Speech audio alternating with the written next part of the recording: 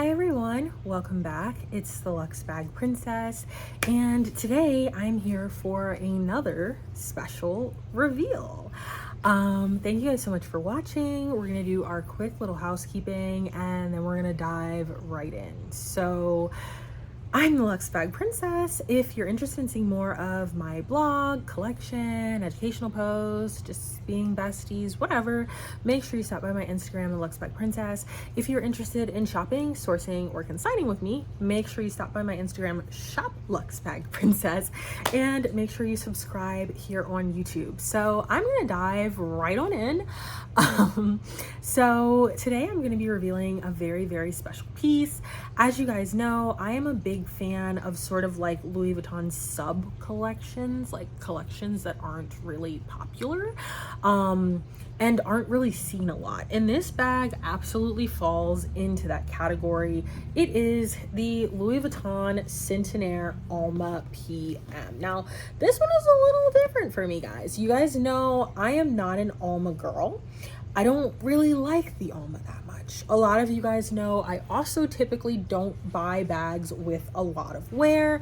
So for me to buy a bag with a lot of wear, and I mean, the thing is, I actually think this bag wears the wear well. Like, it actually wears it pretty well. I don't typically buy bags that have a lot of wear, but as a lot of you guys know, I have embarked, my latest little Louis Vuitton sub journey is the Centenaire collection. As some of you guys know, basically over like the past 6-8 months, I have acquired a ton of Centenaire pieces and I am absolutely in love with this collection. It is not my favorite Louis Vuitton collection. We all know that's multicolor, but it is definitely like in my top. Like, I really, really, really love this collection. So the Louis Vuitton Centenaire collection was released in 1996 and it was released to commemorate the 100-year anniversary of Louis Vuitton. That is the story with the Centenaire collection.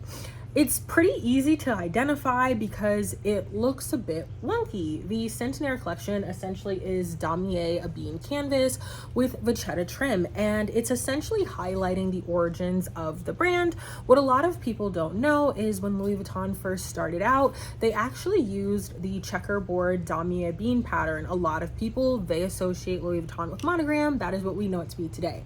The Louis Vuitton monogram canvas was actually created because they wanted to stop counterfeiters, which is quite ironic because that didn't last very long, but they wanted to stop counterfeiters. So that's why they came up with a print that was a little bit more complex than just the checkerboard. So the 100-year anniversary release was sort of paying homage to the origins of the brand and this like kind of checkerboardy theme and vachetta.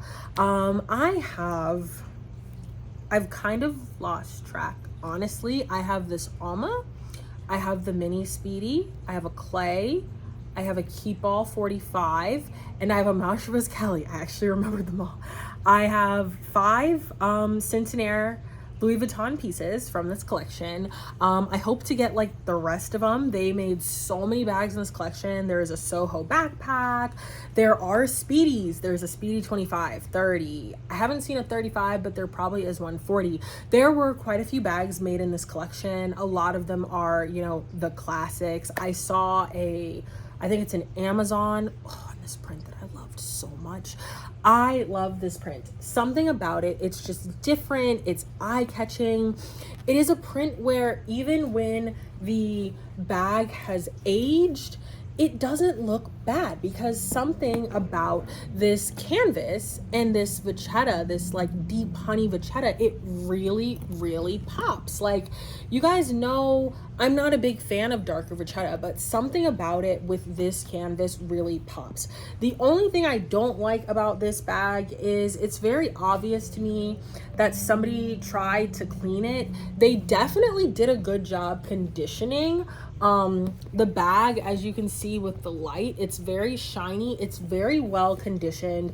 but something definitely went astray with cleaning the leather at some point, and that's why you kind of see this very uniform watermark that's going around the perimeter of the bag. It's not like where there's like, oh, a big stain here, a big stain there.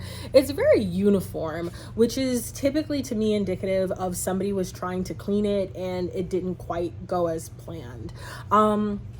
This is why when a lot of times people ask me, what do you put on your bags? What do you clean your bags with? Blah, blah, blah. My answer is nothing. I don't do anything to the bags. I let them age naturally. This is like the biggest debate in the handbag community of, do you actually need 77 products to keep your bags in tip-top shape, or do you just let them age naturally? I have let pretty much everything in my collection age naturally. I of course acquire pieces that have I of course acquire pieces that have had stuff done to them, but my original pieces I do not do anything with, and one of the big reasons is because this is like my biggest fear, having a bag that's in really good condition, trying to like, you know, do your best to clean it or whatever, and it just like not really turning out. And again, something that's also kind of indicative that that's what happened to this bag is the bottom is water stain free. Like, this is usually where most of the water staining damage is on the Alma, so it's a little bit like, again, peculiar that this is where the staining is. Nonetheless, I actually don't mind at all. I actually still really love this bag. Again, this is one of the few bags that I feel like can kind of pull that off because it's such a cool bag. Like, it really doesn't matter. I was able to get this for an amazing price. I think I bought this for, I think I paid $4.25, I think is what we agreed on. I actually purchased this from a small consignment shop that I believe is based in New Jersey. I absolutely love when consignment shops do that, when you're able to, you know, see their stock on Instagram and you're able to place the order and get it delivered. It always annoys me because I've encountered a lot of consignment shops that won't let you do that. Like, you call and you're like, hey, like, I saw this item, you know, on your Instagram, I'd like to buy it, I'm not local, you know, do you guys ship? And they're just like, no. It's like, why not? Like, this is an expression that I use with my boyfriend all the time, like, just in society, is like, do they not like money? Like, so often companies, businesses, whatever, like, they just have these weird practices where it's like, do you not like money? Like, if you have a bag in, you know, this example, and it's sitting in your, you know, consignment shop in your town and nobody's buying it, and, you know, some person online is like, hey, I want to buy it, why would you turn down that money? It doesn't make sense.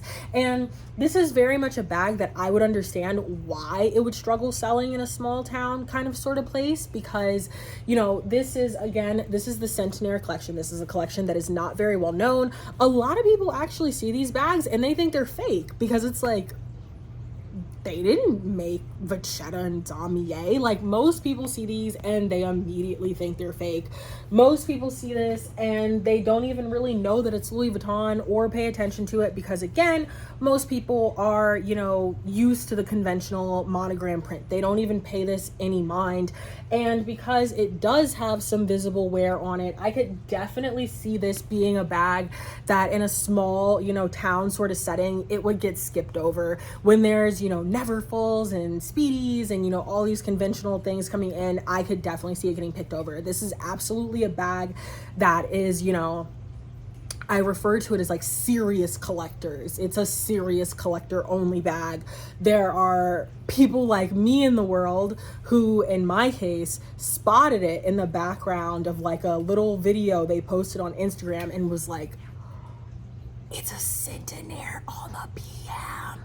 You know, it's like those like nerdy kids who know all the like Pokemon cards or whatever. Yeah, it's like that. So it's like, this is not one I would see I think would do really well in a big setting, but it does really well on the internet, where you have people who are collectors, they know what they're looking for and they know what they're looking at. Again, I am really, really happy with this bag. I will put the consignment shop in the description below. I loved working with them, loved chatting with them. Everything was super fast. Like, I literally messaged them and was like, I was interested in a bag. We got the money part taken care of. They got it on the site. I brought it. It shipped. I kid you not. I talked to this lady what feels like yesterday. It might have been 2 days ago. So the shipping was crazy fast on this item. Like, it was literally like 2 day shipping. So I was very, very, very, very, very pleased with my transaction with them. And I definitely will be looking to buy more stuff from them for the future. But for now, even though I am not an Alma girly, and I'm typically not a girly who buys bags that has heavy use, Centenaire is my exception to that rule. I absolutely love this bag and I love this collection, and I am just so happy to have one in my collection with the rest of my Centenaire items. As always, thank you guys so much for watching this video. I hope you enjoyed it. I hope you learned something about the Centenaire collection, because it's, in my opinion, a best kept secret of this brand. As always, I hope you guys enjoyed the video. You subscribe, you join me on Instagram, and I will see you guys soon.